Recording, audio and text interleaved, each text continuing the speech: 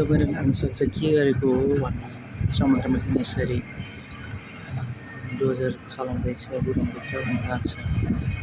समुद्रको बिचमा मसिना मसिना झारहरू आउँछ, त्यो झारहरू उखेलेर मिल्काउनको लागि यसरी डोजर चलाइएको हो। त्यसमा तपाईँले त्यहाँ देख्न सक्नुहुन्छ। मेरो क्यामेराले खासै जुम गर्न नसक्ने भएको कारणले चाहिँ देखाउन सकिने नत्र। अनि त्यहाँ मसिना मसिना घाँसहरू चाहिँ माथि तैरिरहेका छ, ती घाँसहरू रिमुभ गर्नको लागि त्यसरी चाहिँ डोजर चलाइएको हुन्छ साथीहरू।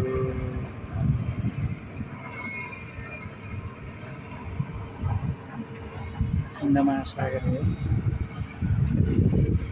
अहिले मैले यो मल्देशबाट लिइरहेको छु। मल्देशमा रहेको सुन्दरबनी रिसोर्ट।